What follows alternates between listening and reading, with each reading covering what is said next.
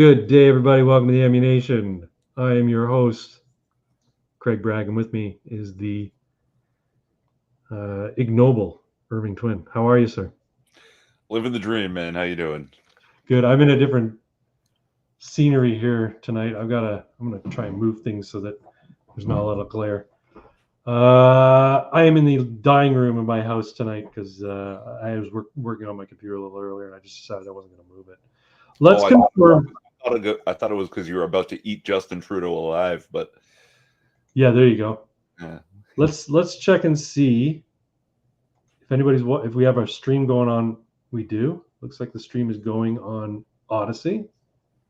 And let's check and see if it's on X. Yeah, it looks like it's going on X. I don't know how many viewers we got. A couple. If you're viewing, make yourself known, folks. Say something in the chat. Hopefully we get some interactions tonight. Smash that like button. Smash the like button. Subscribe. Share with your friends. Tell everybody in your family about the wonderful people you watch. Check out my OnlyFans. I don't know. Follow me on Odyssey. Make donations in the library, cryptocurrency to me on Odyssey. I guess we should get a little bit more professional here. Welcome to the Ammunation, everybody. Tonight we are talking about Canadian politics. So if that doesn't interest you, I'm sorry. We'll be talking about other stuff too. We'll be talking about Trump. We'll be talking about culture war crap. We'll be talking about fitness and nonsense and games. Pamela Anderson. You want to talk about Pamela Anderson? Is she in the news? Is she in the news? No. Oh, okay. It's just stupidity. I don't know what the fuck happened. All good. Anyway, folks, welcome. We are live tonight on X, Odyssey, and YouTube. You can watch us on any of those platforms. I hope if you are watching, you will make yourselves known, and we'll get things started. So what's new in your life, Mr. Twin? Anything exciting happened last week? Not exciting, but there's just things I'm noticing. I told you that I've switched to mornings going to the gym, right? Yes. And mornings are actually busier than a lot of times at the gym, which I thought was weird, but it is a lot of what I've been calling punters, right? The do you even lifts, the dials, right? Yeah. They're using only isolation machines and hitting the treadmills and the ellipticals, and no one's really doing any kind of big compounds, heavy lifting, right? Right. And also, I've started to notice everybody is team half rep. Team half rep? Yeah. Meaning they're not doing full reps, or they finish with half reps, or what do you mean? All they ever do is half reps. Oh, that's terrible. Yes. Now, I'm not the biggest fan of your Mike Israetel RP thing, right? You don't like Israetel? I love Israetel. He's great. He's hilarious. They do have this thing, team full ROM. Yep. Right.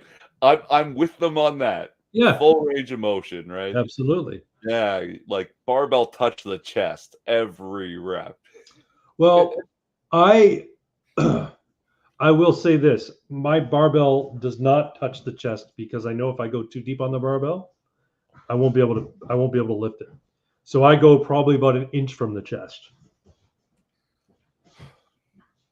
and then I go all the way back up, and then back down to about an inch from the chest, and then all the way back up. Maybe there's something wrong with your shoulder blades. Could be. Normally, what I find is when I'm doing things on a straight bar, it's my golfer's elbow, particularly this arm here, that I really feel it. That's why I like dumbbell chest press. I prefer that over anything. And I will equate a lot of my growth over the last little bit from this mesocycle I'm on has been very heavy on the dumbbell chest press. See where I just switched from dumbbell to barbell, even though it's a fucking Smith machine and I hate it. Yeah, I don't use a Smith machine for pressing. I do Smith machine for squatting, though. I don't have anything else at fucking Planet Fitness. You can't squat on the same Smith machine? Oh no. But there's no bench rack. There's only Oh, I see. Okay. yeah, That's dumb. Why don't they have any? I have like 5 benches at my gym. because they don't actually want you to work out. Like, remember, this is the place with the lunk alarm, where if you That's work right. out Yeah, too hard, where they have pizza nights and shit. yeah, but if you work out too hard, they blow a whistle. Take it easy. You don't want to do it all in one day, do you? Listen, fella, you're gonna hurt yourself. So, do any of the people who work there have purple hair that matches the walls? No.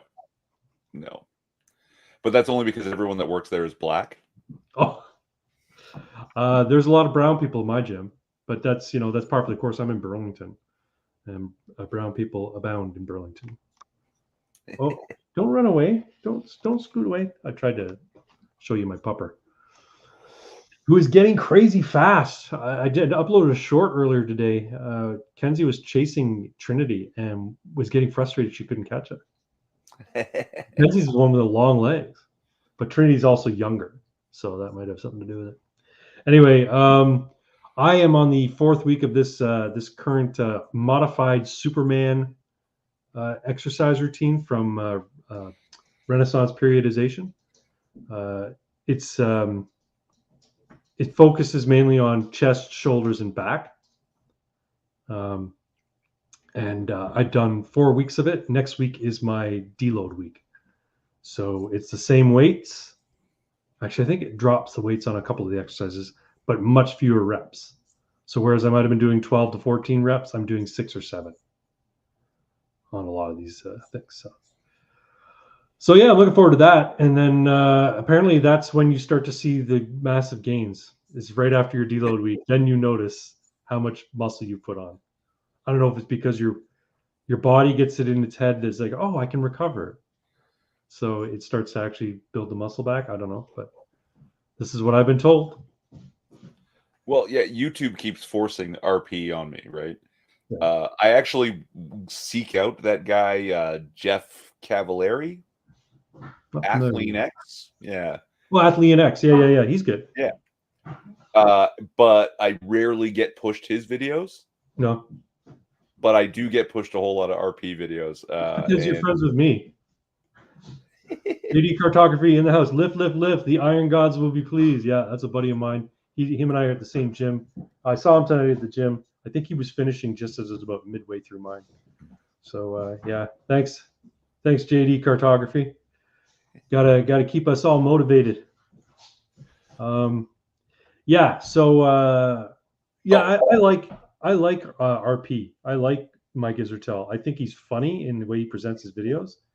I also think that he has a lot of decent advice. So and I've benefited from it. At least I think I've benefited from it. I mean, okay, look, he does like the science stuff, right? Yeah. And he does tend to have pretty good reasonings. One thing that I know is true is your muscles don't build while you're working out. No, your muscles build while you're resting. Yeah.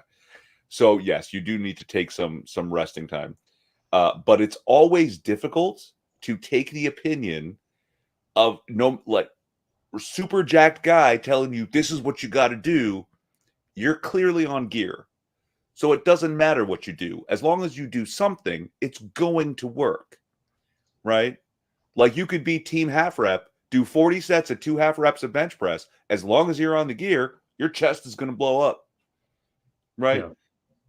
So if 40 sets of 2 half reps, no, I don't think that's going to work for me. Right? And by gear, you mean enhancements. Steroids. Yes, steroids. Yeah. He is very clearly on steroids. Everybody in that bodybuilding world is on steroids. Like yeah, no doubt. But you know what? The funny thing is, these guys who are in the bodybuilding world who are on steroids, I don't hear them talking a lot about doing half reps. I hear them talking about doing full reps, and I hear them talking about doing the things the right way, because chances are they have good technique. They just got impatient and decided or their natural gains weren't good enough, and they wanted to see something more. He's open up being on gear. He also speaks to natural guys. Yeah. There's much less stigma around it now. People taking enhancements, going on testosterone, going on steroids. I have trouble believing Jeff Nippert is not on. He's not on gear. I don't know who Jeff Nippert is. He's this real short dude. The only S word synonymous with cheating with the gym is not steroids; it's short guys. I mean, I don't want to like disparage people at the gym. I mean, awesome for them. I do see a lot of guys who are 5'9", 5'8", 5'6". What is it? The vast majority of Mr. Olympias were, between 5'6" and 5'8", right? And I mean, it stands to reason, right? You're small, you get picked on in school, and you're like, I got to bulk up, I got to get big so that people don't pick on me anymore. Make perfect sense. I may be reading into this, but I do see people looking at me like asshole at the gym because I'm 6'2", and my buddy Justin, who's like 6'6" or 6'5" or something like that, he's a monster. Now he's put on a lot of muscle, but he's still maintained, like, he's very lean. He's the guy I was telling you about. He decided he was going to go on a caloric deficit and work hard, like really lift hard. So he's crazy strong, but he's not bulbous with his muscles, but you could tell he's strong. He's I think James was telling me that he's when he does his pull downs, he's doing like the whole rack on the machine, like the entire stack of weights. He's doing the whole thing, or one shy of the whole thing. So that's pretty amazing. I don't do nearly that. Like when I was doing my pull downs today, I'm doing parallel bar pull downs. I did, let's see, I have it on my app. I think I did 10 or 12 reps at 60 and then like 18 reps at 50. So let's see here. Pull down parallel grip. Okay, 12 reps at 60, 18 reps at 50. Those aren't crazy heavy weights, but when you're doing 18 reps, you feel it. It builds up, right? Yeah. My buddy Justin, he's crazy disciplined with his diet. Like he was doing like 12 to 1,400 calories a day forever, and I'm struggling to maintain below 2,000 or 2,100. So I'd like to start losing the rest of this belly fat and the love handles, but I realize it's not going to happen unless I get below 2,000 calories a day. But it's tough because I want to get my protein, and I like to eat. Not going to lie. Yeah, it's nice. If you don't mind the potential mercury poisoning, tuna. I love tuna.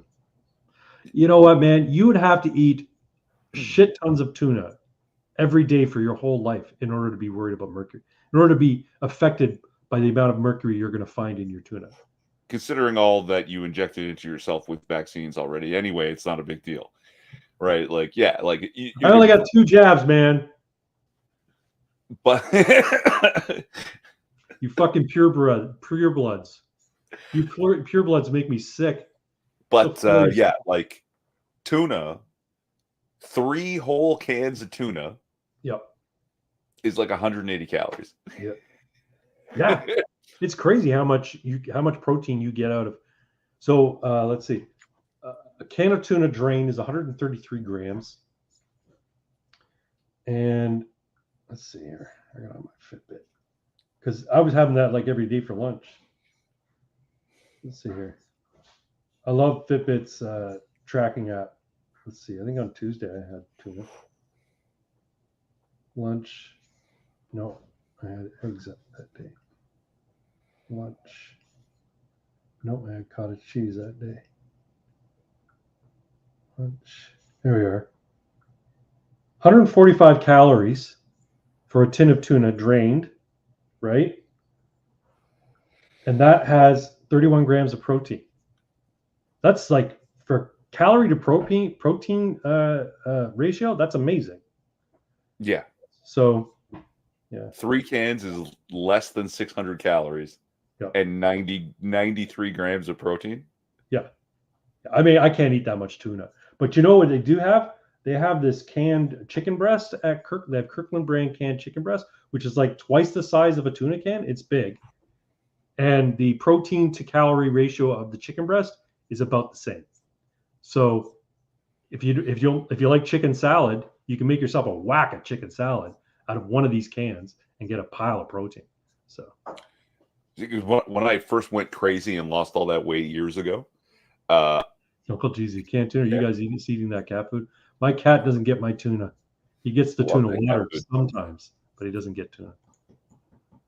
For breakfast, I was having oatmeal with like a tablespoon of peanut butter. Yeah. Right. Lunch would be 2 apples sliced, smeared with peanut butter. Yeah. You like your peanut butter, huh? Oh, yeah. Right. Dinner, tuna. Mm-hmm. All right. 3 cans of tuna, tablespoon or 2 of mayo, dash of hot sauce in there. Yeah.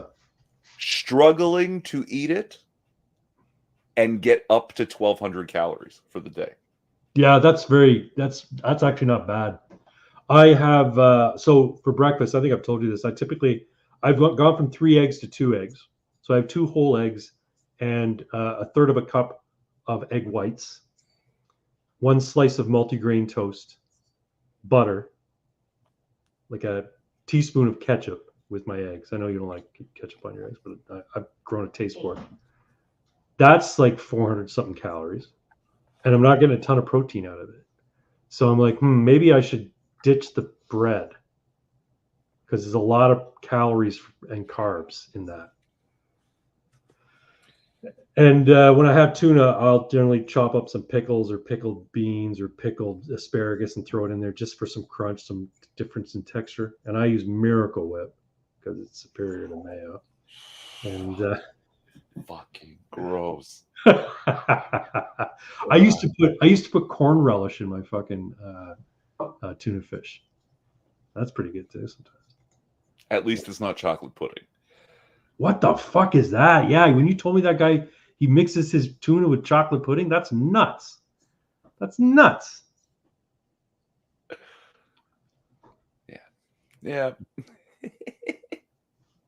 So yeah, I'm looking forward to this. This next week is going to be the deload week, and then I've got to build myself another exercise routine. I'm not going to repeat what I was doing. I don't think it makes sense to. I think I should try something else. There's a few exercises in this routine that I was not a huge fan of. They were painful, and I'm like, I think I'll find something else that hits that muscle group that isn't quite as painful. And I don't mean painful in terms of the muscle strain, painful in the joints, you know? Yeah. Because I'm an old man. Try PPL. PPL? Yeah. Push pull legs? Yeah. Yeah, I was doing that for a while. Simple. It's clean. Yeah, it's just I have a hard time remembering what our push exercises, what our pull exercises. I know what legs exercises. I do. I'm like, okay, is this a pull or is this a push? Like for instance, okay, so bicep curls. Is that a pull or a push? Because to me it seems like it would be a pull. Yeah. Pull. It's a pull. Okay.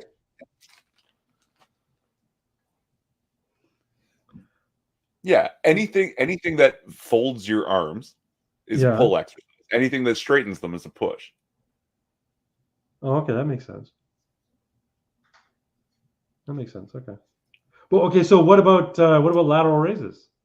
They're already straight. Yeah. See, that's why I have a dedicated shoulder day, because they don't really fit that well, but you can sort of squeeze them in anywhere, right? Like. Fair enough. I'm gonna let little Miss out. She wants to go outside. Hold on. You can look at the mirror. PPL shoulder. That's how I do mine. Watch the cat. Yeah, he's right there. Full body 3 times weekly is my fave. 2 exercises per muscle group. Day of rest between. Change the exercises out every other workout. I have A and B days, but I typically will just do the A day mostly. And then if I'm bored or I can't get access to the machines I want, it's like, let's just do a B day. Yeah. Right. I just feel like it today. But this is my friend, JD Cartography. He's I see him at the gym all the time. and he spends like an hour and a half, 2 hours at the gym. I'm like, I can't fucking do that. That's too much for me. This routine I'm on right now, my workouts are 45 minutes tops, and on the leg and arm day, they're 35 minutes. I just blast right through them. Now maybe I'm not lifting heavy enough and I'm not resting enough. I don't know. I still feel like I'm getting a decent workout. So yeah, that's the other thing I like about this particular workout. It's 5 exercises on Monday, Wednesdays, and Fridays, and it's 4 exercises or 4 exercises on Tuesday, Thursdays. So I'm out of it quick, like real quick. Pox Toxic, late and gay. Welcome, Pox. Oh, I didn't send him a link to the StreamYard in Discord. He asked me to do that. I should do that real quick. He's going fishing with his old man tomorrow for Father's Day. So he says he might not be able to join, but I'm going to send it to him anyway.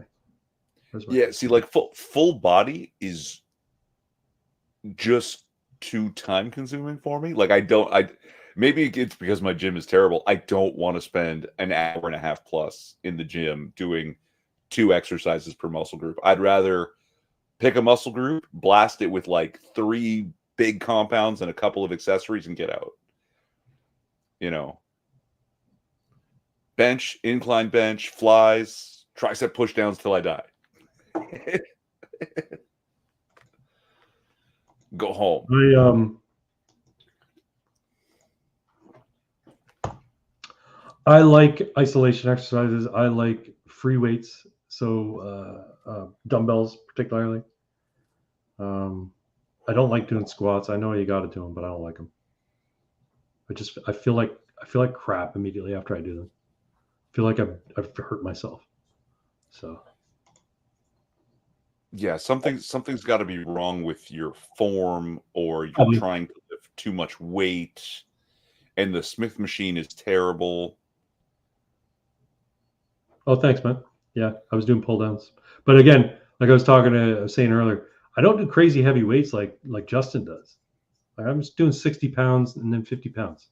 Like I could probably do a lot more, but then I'd be doing 3 reps. And, maybe, Mike Metzler, maybe he's right. Maybe I should do much heavier weight with only a couple of reps. Again, on the gear, you poor whatever soul. He does is going to work, right? Got sucked into watching a debate about occult feminism. You have to do them consistently to get over that feeling. The first couple of weeks worth of leg days are brutal. But again, no, I've been doing squats forever. I avoid them because it's my back that I'm always worried about hurting. That's why I do it on the Smith machine, because I don't feel it nearly as badly on my back when I do it on the Smith machine, because I know the bar's not wavering and I'm not shifting the weight to an area where it shouldn't be. As long as the muscle is under stress, you can get hypertrophy via slower reps and great form. Yeah, true enough. Watching for the dog. Anyway, enough of this gay banter about men's bodies. Let's move on to something more. Something meteor. Something meteor. Where's that banner? Oh, there it is. This piece of shit right here. You know what we're talking about. Of course. Justin Trudeau. So, folks, if you're a Canadian and you've been following Canadian news, you know that the Ipsikoff report, it came out a couple of weeks ago, I guess, right? Ipsikoff? It's Ipsikoff? Sounds Greek. We have the worst fucking acronyms in this country. It's true. Ipsikoff. CSIS. No, CSIS stuff's fine. Canadian Security Intelligence Service makes sense. CSIS is fine. No, Canadian Mounted Police. Anyway, the Ipsikoff report, or COP, or whatever the hell it is, came out a few weeks ago. The revelations from the report, the quick and dirty high-level revelations are that multiple MPs and members of the Senate in Canada and federal government have been involved, wittingly or unwittingly, with foreign powers through their agents. Some of whom gave up basically privileged information to people who don't necessarily have Canada's best interests in mind. And they did this either for their own self-improvement financially or to help their political careers. That is, influence a particular voting bloc to vote for them in their riding, right? So we've got a couple of statements now from our federal government leaders. Elizabeth May, who looks like a drunk aunt every time she's in front of a camera. She came out and said she's happy that with what she's found out, and she doesn't feel as though any of the people who she works alongside of in Parliament have done anything to betray Canada. Now, I've just found out, apparently, that tells me she's one of them. Yeah, it tells you, right? Now, apparently, she did not read the full report. She's only read the public report. The public report doesn't have any names. So she's basically reading a summary of what was discovered, right? Jagmeet Singh, on the other hand, now I don't know if he's read the full report, but he's come out and said that there are traitors in our midst. The Liberal government haven't really said anything and won't say anything on it, apart from this is a very serious matter. We're taking it seriously and we're letting the authorities deal with it, through their regular processes, blah, blah, blah. And Poilievre says, I'm not going to sign away my right to speak about this issue by giving, getting the clearance to read the full unredacted report, because then it muzzles me. I can't talk about it without facing criminal charges, which to me makes sense. I would be in the same boat. I'm just hopeful that there's a leak soon from somebody saying, here are the names, right? The fact that we have to rely on, white hat hackers to get this information out there, or, people in CSIS or people in whatever bureaucracy in Canada are responsible for this report to, quietly leak it anonymously to some news outlet is, quite frankly, disturbing to me. When this report came out, there should have been a recommendation from the people to Parliament saying Parliament needs to be shut down right now. You need to prorogue Parliament, and this needs to be looked into. There can be no business of Canada while we have people in the House that may be working for other governments. There can be no business before the House until this issue is resolved. And then there should have been an election called immediately. Is this a good time to mention that this high level of international foreign collusion extends to Canada causing the whole Corona debacle? I know that it's linked. The whole coronavirus thing.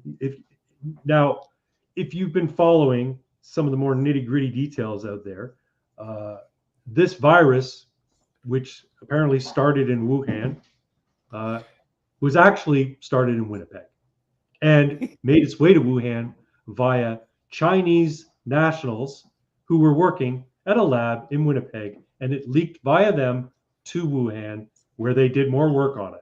So this coronavirus, was in a Winnipeg lab, a Winnipeg facility. And that's not the only one they took.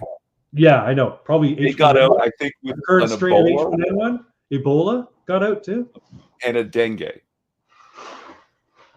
Ebola, dengue. Yeah. Jesus Christ. Chinese national scientists on an exchange program with our level 4 virus lab in Winnipeg. Yeah. See, the problem is Jagmeet Singh. No, the problem is our government at its core. Sure, but all Jagmeet Singh has to do is all Jagmeet Singh has to do is whip his party into no longer support it, and they get a vote of no confidence immediately. He should be the one And he calling. just won't do it. Well, that's just What's it. And this is the thing that's frustrating about Singh, right? He comes out and says, this is a serious issue, and I'm very concerned. Well, you've got the power to do something about it. You should call for a no confidence vote in this liberal government. And here's the thing. People know that he's a self-interested grifter and hack. She's still out there. Yes. But apparently not a traitor, so good for him, I guess. Well, no, he does all his graft locally. That's why he has Rolex watches and $2,000 suits. One sec, I gotta check on my puppy. She's been up there. Yeah. 1 sec. And they're $4,000 suits. Propping the government up is the only way he can remain relevant, and he needs his pension. Yeah, and from what I understand, still to this point, right, over the entirety of this liberal government's reign, the NDP doesn't have any money in the war. Like, they don't have a war chest. If there's an election, they're gonna lose a bunch of seats. So will the liberals, but it's very possible that the NDP is gonna fall away too, which is probably why. And for some reason, the socialists can't get their hands on other people's money. Sorry. But yeah, that whole Winnipeg virus thing still blows my mind. And nobody cares. Nobody cares. Part of what you were saying there. Propping the government up is the only way he can remain relevant, and he needs. I was just reminding everybody that the NDP still has no war chest. So many years later, since the Liberals won the first time, they still don't have a fucking war. They can't raise money because everybody knows them for what they are. They know Jagmeet Singh is a grifter. He's full of shit. He talks about helping the poor and the middle class and the working class. And like you said, he wears Rolexes and $4,000 suits. Nobody believes a word that comes out of his mouth. Plus, they know he has the power to hold the government to account, and he refuses to do it. Yeah. So, but if he truly thought he was gonna have a career, now would be the time for him to say, you know what? I've been propping up this government for far too long. It's been a bad decision on my part. I'm no longer going to do it, and I'm calling for a vote of no confidence in this current leadership today because of all of the scandals and everything else, right?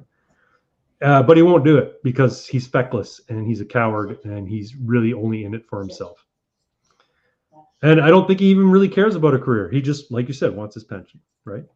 The problem we have, and this brings me to a point, Canada Man he sent me a message earlier. He wants me to write him a script for an address for Canada Day. He wants to do a Canada Day address. And he says, write me a script for what it is. You know what I feel. Write it down so I can say it. I'm like, I can't speak your words for you, man. I can't write your words for you. So I don't know. We're gonna have to collaborate, him and I. Ingenue and head writer. That's I'm supposed to. He hired me to make his costume. That was it. That was all it was supposed to be. And now I'm like, write my speeches. Like, write your speeches, dude. You've been around for 54 years. You can't think of what you have to fucking say about this country? See, he says he's been around for 154 years. This is 154 is our Canada Day this year? Yeah.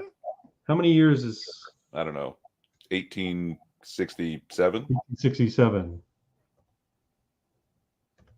2024 minus 1867.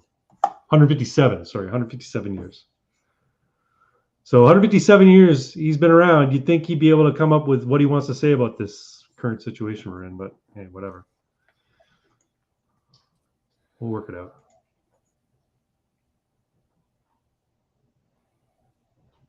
Yeah, our government is not a serious institution.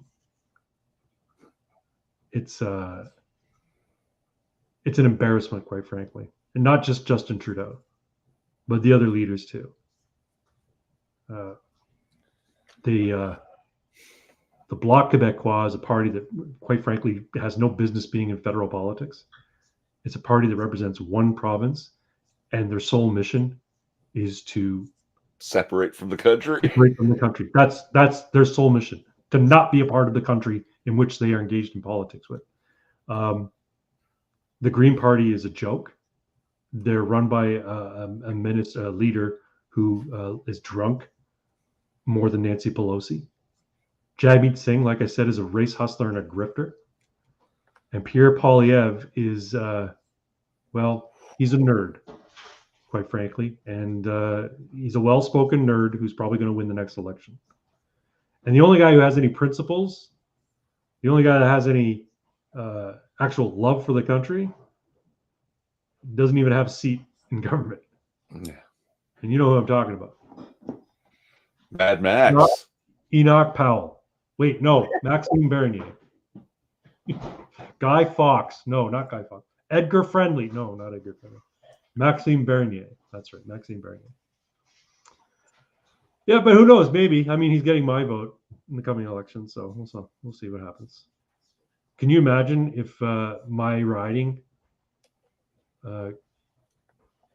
goes Liberal and they lose by one riding? Because by one vote. Me, well, it won't be one vote, but me and a handful of other PPC supporters voted in our riding for PPC rep. Too bad, Cons. Get on board. Yeah, come on, Cons. Quit playing this game of I have to vote strategically. Your one vote is not strategic. It doesn't do anything. Your one vote is meant to represent what you believe, not what you hope doesn't happen. Anyway. I'd rather vote for someone I don't believe in. At least he's not as bad as that guy. Yeah. Yeah, we've got to stop voting people out and start voting our principles. Otherwise, we're never going to get out of this fucking hole. No. You got any oddities today, Mr. Twin? Not just yet. Maybe my mind will go there. We'll see what happens. All right. Well, I'm sure there's something here.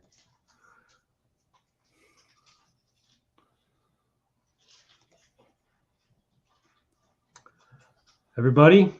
Six is in the chat. He has some news. Oh, welcome, Six. Let's talk to him real quick. Bit off topic, Craig. I don't know if you saw on Twitter, but my book will be on Amazon. Yeah, I saw that a few days later than I hoped. I will DM y'all with the title soon. Hey, you don't have the title yet? Or are you just keeping it a secret? He's just going to give us the title so we can find it on Amazon. Oh, I see. Okay. Yeah. Why don't you just put it out there so everybody in the chat can see it too? I mean, you want to sell books, right? Tell us what the name of your book is. Anyway, it's all good. Yeah, so that piece of shit, Justin Trudeau, I hope he dies in a fire, and I hope it's painful. In a wildfire. Yeah, in a wildfire. That's right. Folks, it's time for... How do you say you feel trapped in a man's body? Well, sometimes I get the menstrual cramps real hard. It's time for True News, folks. What's going on in the world of the gender confused? There's got to be something going on in the world. I didn't keep... There's always something. Let's see. Let's go on X. See what you didn't have anything ready? No, but it's too good a topic, so I don't want to ever not have it. Oh, maybe Billboard Chris has got something. I'm sure he's got something.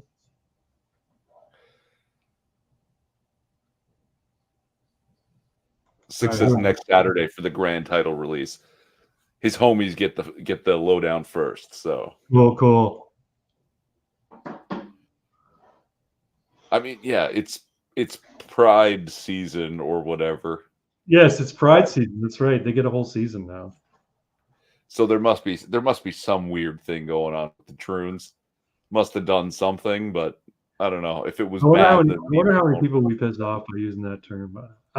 Frankly, I don't care. But Dylan Mulvaney disappeared. What? He disappeared. I haven't seen anything. He was everywhere, all over the fucking place. Oh, yeah. I heard he got dropped by everybody who he got sponsorship with. I heard he got dropped. All right, let's good old Billboard. This guy is doing God's work. and I don't even believe in God. It's a fetish called autogynephilia. It literally means attracted to oneself as a woman, and they get off on the idea of being a woman, and they love going into these women's space because it's a sexual arousal thing for them. If someone feels comfortable or feels like aroused by being a woman and they want to be in the same space, if they want to be in the same room or the same bathroom, I'm fine with that. That's their self thing. They are aroused by themselves. That does not affect me. That does not affect me. But that's good. You don't mind aroused men around you in private space. Okay, No, but that's fine. But how can you expect every woman to feel that way? If you said to me, I'm a woman, I'd call you a woman because I actually don't care. But then equally, if you try going to a toilet where my mum or sister are, I'll give you a slap. Like, so you do care. It depends what you're using the gender to access for. That's very transphobic, what you just said. Autogynephilia. Good old Billboard Chris. This guy, I gotta hand it to him. The dude's brave. He's very brave. Yeah. And he's been assaulted a number of times. And the fact that he remains very even-keeled, very stoic. He doesn't shout at people. I gotta hand it to the dude. I'm very pleased with the work he's doing. Well, he's been doing this a long time now, and he's been attacked in the streets repeatedly. Yes, he has. So, and the thing that I think is great is that he keeps his demeanor. He doesn't get all violent and shit. He just goes, "You just allowed that." He goes to a cop, and he's like, "As calm as all hell. You just allowed that person to assault me. Why didn't you arrest them? You know what I mean? Why you should be arresting them? They just assaulted me. You saw it happen." Very, very calm. I mean, it probably helps. The guy's probably 6'4". He's not afraid of much. He's not jacked or anything, but he's a big guy. I don't think he's really afraid of a lot of these pink-haired, mental patients. But yeah. And the mobility is low, but technically he's wearing armor. So that's true. That's true. He does have a breastplate, a big motherfucking breastplate on his chest. And you know what's funny? A lot of times I don't even read what's on his billboard because I'm more interested in what he has to say. Most times, children can't consent to puberty blockers. That's his big one, which is, it's not controversial at all, right? Or men don't belong in women's spaces. That's not really that controversial. Well, right? About the puberty blockers and hormone stuff, there are now more and more pediatricians and medical associations coming out and saying this is all fucking wrong. Yeah. Right. Yeah, in the UK, they basically came up and said, look, we were prescribing shit to kids who just were going through puberty and felt weird. And because we had this extra money in the budget for transitioning them, for puberty blockers, for hormone replacement, for all this sort of stuff, we steered them in that direction when all they were kids who were going through puberty and were confused and scared about it. But what did we do? We jacked them up full of fucking testosterone. Like that's nuts. Like that's absolutely insane. Yeah. And they've admitted to it. They said this is what was happening. And the fact that, I mean, we keep talking about, in a few years there's going to be lawsuits. It's already starting to trickle in. You're already starting to see lawsuits. Yeah. People going against these companies. And if you haven't seen Matt Walsh's What is a Woman, you can see the absolute evil in the ideology of these people who propose this stuff. Because when they're talking to Matt Walsh about it, they are completely, nonchalant about what it is they're doing. They're bald-faced lying about what it is they're doing because they know what they're doing. But and I refuse to believe that it's just a matter of, they're possessed by their ideology. No, I think a lot of them deep down inside, have this hatred for decency and normalcy. It's like that Twitter post you put out or you shared with me, where the guy wants to transition so he can have a baby and get an abortion. Oh fuck! That my point with that was, see, I'm not the only one who's noticed it. Demons are real. All right. So true, eh? Yeah, here it is. I'm going to share this too. Give me a second, guys. Don't tell me that these are people just speaking their truth, living their truth. That's not what's going on. These are people who are sick in the head, and they're miserable, and they want to spread as much misery as they can. Share screen. There it is. I'm going to pull up this. I will blow this up. A successful uterus transplant. The first trans woman to have a successful uterus transplant, ovaries and eggs included. And I want to be the first trans woman to have an abortion. I will let a doctor who has successfully transplanted a uterine complex before cut the organs out of a willing, healthy, transmasculine donor, place them in my body. I will devote myself, heart and soul, to their aftercare. I will have as much gay sex as it takes with as many trans women as it takes, and let the transphobes and homophobes scratch their heads wondering what to make of it. And I want to be the first trans woman to have an abortion. Okay, Fucking sick. like this is just not having a baby with like Extra 200 extra steps. No, but this is the thing. It's not even about not having a baby. It's about murdering a baby. It's about It's wanting to actually murder a baby. And we got Pox in the house. Welcome, Pox.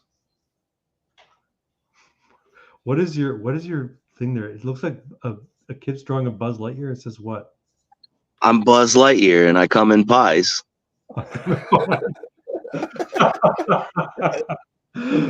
That's nasty. That's hilarious.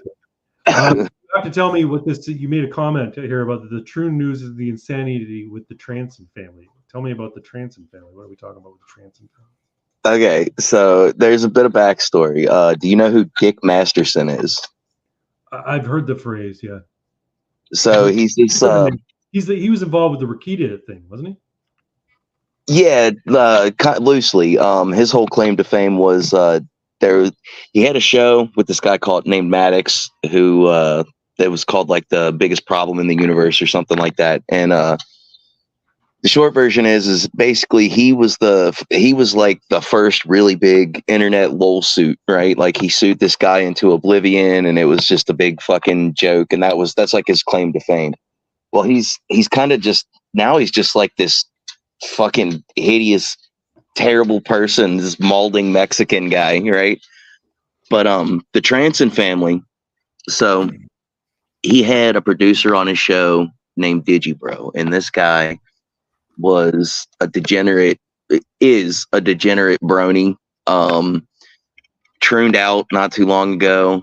Him, this dude Riley, and there's a couple other ones. Well, they all live together in like a crack shack apartment, and they're all fucking trooning out and shit. And the big news with them is, so a while back there was this chick who's mentally handicapped, like legitimately needs a dog wrangler. Not this is the mint salad story. Yes, Mama Theory Epi 2. Yeah, pretty much. Yeah. Okay. This is news to me. I haven't heard anything. And so because there's a whole lot of backstory to it, but basically what happened was the Transon family, Riley, Digibro, and these other troons that they all live with, basically convinced this mentally retarded woman to leave her family because they were pissed at her because she was getting paid to draw degenerate furry art and shit. And they said if she was going to do it, she couldn't stay with them. So they managed to lure her into living with them and turned her into like the saddest OnlyFans girl you've ever seen in your life. Like she's getting pissed on for money and they're barely making rent. And it bleeds, like they bleed into so many other little spheres. Like the latest is that they've all been involved with trying to A-log that Eric July guy, the Iceland dude, the Rippaverse or whatever. The Rippaverse, yeah. Well, he had an event. Have you read ISOM?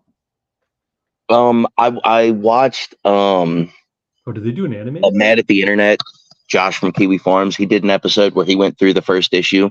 Yeah, it's I not bad. watched that, but I'm not into comic books enough to spend $30 for a 20-page book. I'm sorry, I'm not gonna do No, I it. hear you. I wanted to support the guy because I like supporting independence, so I bought one. But yeah, no, it's all right.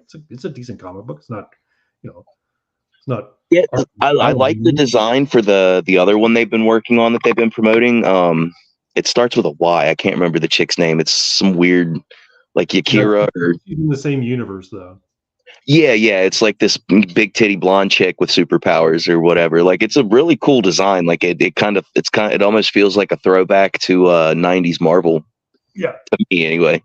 Anyway, Well, I derailed you there. So talk more about this. So they go to this so Eric July's doing a comic signing event, right? And Riley shows up with mint salad, and this dude this is the guy who went to Eric July's like great grandfather's grave and pissed on it and was talking about it online. He had showed up at their warehouse and taped dollar bills to their window because Eric July had ignored his super chat or some shit, like unhinged shit. He's already been doing it for a while. So there was a what the fuck do they call it? It's not an EPO, a restraining order, I guess, on him. Like he's not supposed to be in Texas because he was doing all this dumb shit and got in trouble for it. A ban from an entire state. Yeah, because he's from California. He crossed state lines just to go fuck with this dude. Drove like fucking however many 100 miles or whatever, 1,000 miles, some shit. That's like that astronaut chick who fucking put on a diaper and drove 18 hours to kill her boyfriend. Yeah, but that's more reasonable than what this dude is doing. Like, right? Like at least that she could say, oh, it was an ex-boyfriend, so I was pissed, jealous, crazy woman shit, right? Like that makes sense. This is just like. He's mad because a black man made a comic at this point. Like that, what the hell does that make? Sense does that make? No, a conservative black man made a comic. I guess. Yeah. So he shows up. Be a conservative. Get back in the plantation, you. So he shows up at this signing with mint salad, and he's there for like 3 or 4 hours, just causing all kinds of ruckus, like aggravating everybody and shit. So the venue owner called the police on him and had him arrested. Yeah. And left this poor retarded girl in Texas, like 1,000 miles from home, with no way to get back, knows nobody in the area and shit. And it just turned into a massive clusterfuck, dude. It was bad. And now everybody's finally looking at Dick Masterson and that whole situation and the Transon family. Kino Casino did a really good breakdown. I imagine in the next couple days they'll start dropping some stuff on their Clips channel that you should check out because they go through.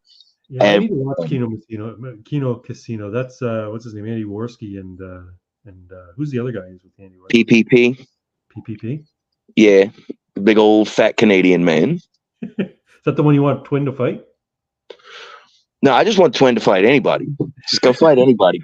I don't care who it is. Cog, Dick Masterson, go fight Riley. He's only like fucking 4'8". You could take him for sure. You know what's funny? I was at the gym today, and there was a couple of guys. There was an Asian guy and a Caucasian guy, and they were using the sled. So they had the sled loaded up with plates. It was probably, let me see, there was 245s on each pole, and then 245s in the middle. So what does that work out to?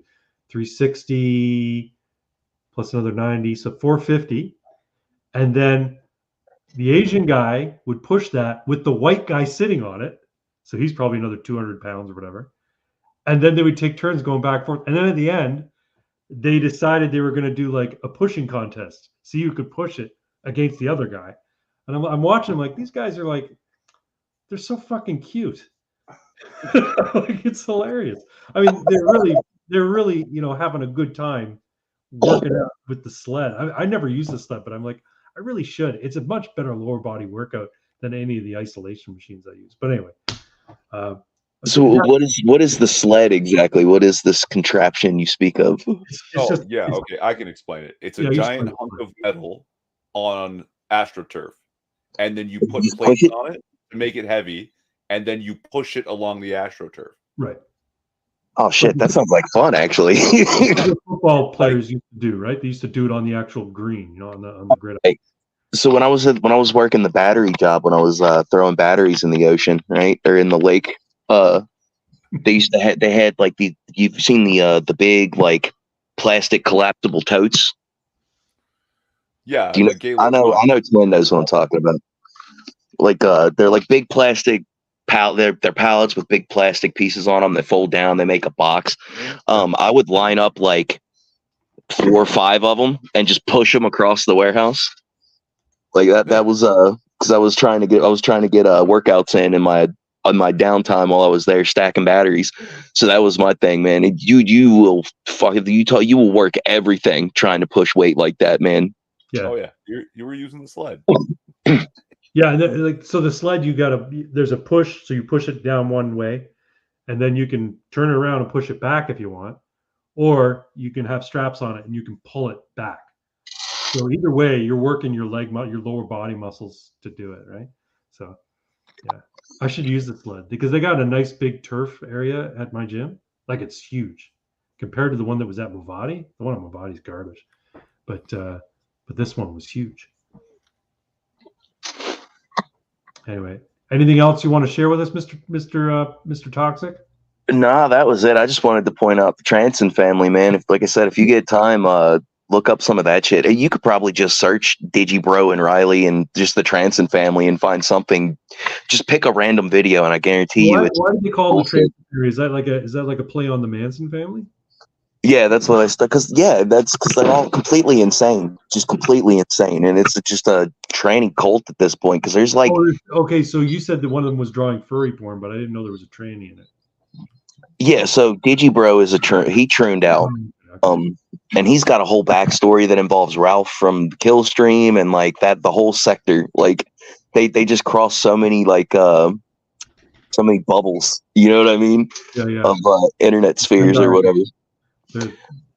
But he tuned out, and then the other guy, Riley, I don't know if he's a troon or not, but he's part of the Transon family, so he's either a troon or a troon chaser, and he's apparently tiny and smells bad. And like, what's funny is if you look up his mugshot from where he got arrested, it looks like he's got an infection in one of his eyes, and everybody keeps saying that like, oh, he probably got pepper sprayed. If we get the body cam footage, I bet he got pepper sprayed. And I'm like, nah, bro. Like 24 hours before he went to Texas, he was doing piss porn with this retard girl. That's a fucking eye infection. He's got gonorrhea in his eye. Yeah, he's got a fucking piss infection in his eye, bro. 100%. And if you look real close, man, he's got one eye, and you can see the goo in it where it's almost crusted shut. He's got eye clap. That's fucking terrible. And the reason the biggest supporting evidence I have for this is if you watch the clips or the video of him outside this event, wilding out and acting like a fool. The whole time, even after the sun goes down, he's got sunglasses on. He was trying to hide this shit until he got arrested and the mugshot came out, bro. Nobody can convince me otherwise. He's got a retard piss infection in his eye. Brutal. Wow. And then what was it? So he gets arrested, right? And then Digibro and his troon boyfriend, I guess. Yeah. They drove from California to Texas to bail him out, and they did like they live streamed the whole thing, like a 10-12 hour live stream. They even had their camera mounted on the dashboard of their car while they were sleeping, filming themselves asleep. Fucking insanity, dude. I was thinking about doing a driving live stream. I was going to go down to the border and pick some stuff up and live stream while I was in the car. But then I'm like, no, because then I have to like interact with the chat if anybody happens to be watching. And how can I do that while I'm driving, you know?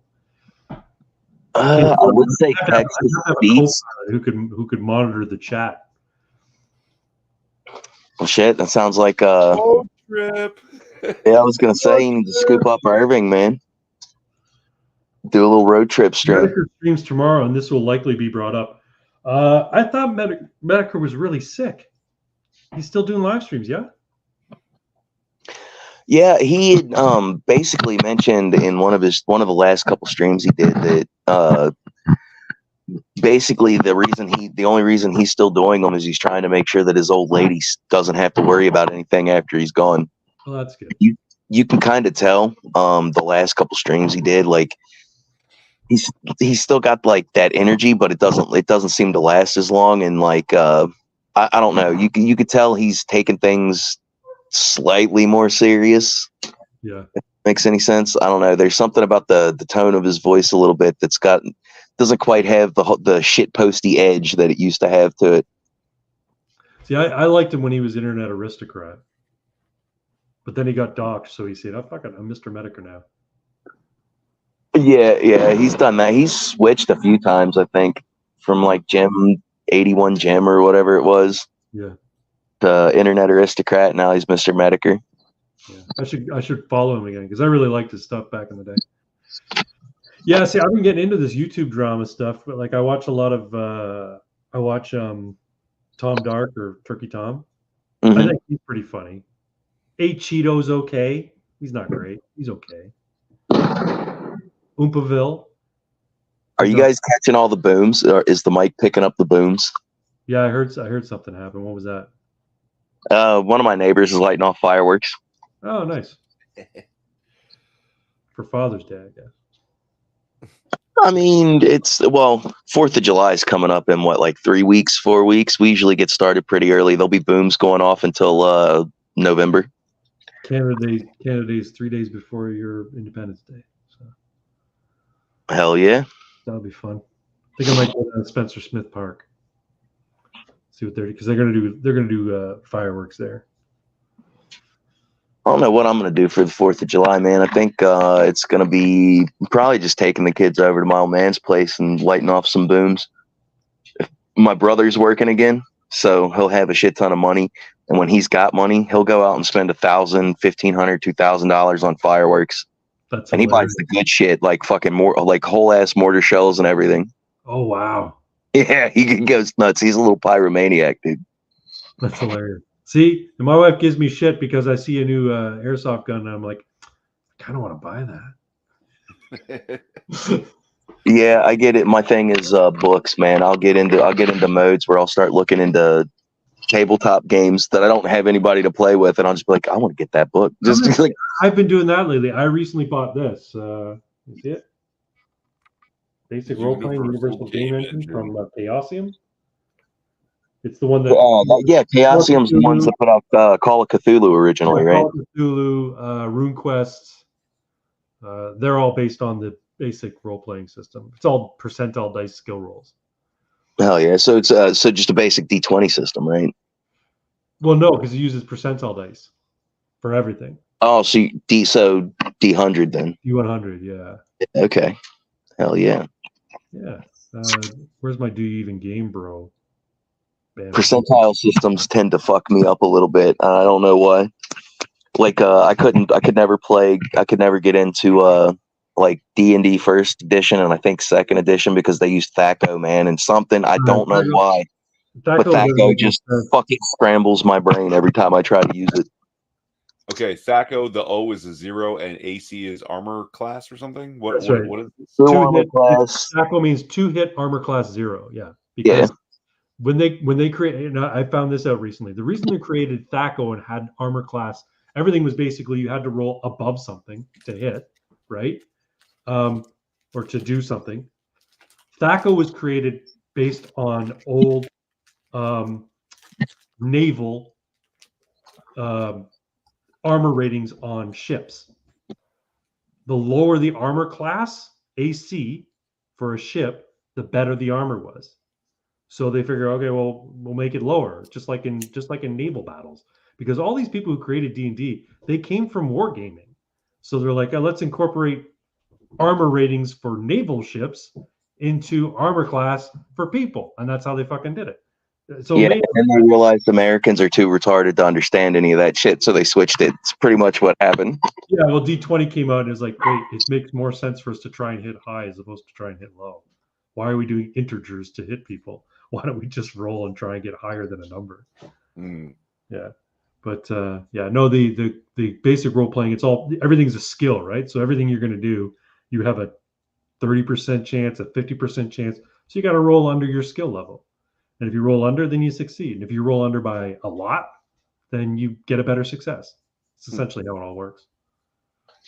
It's the same shit. If you have like a skill level of like 50% or whatever, that you have to roll like a 49, right?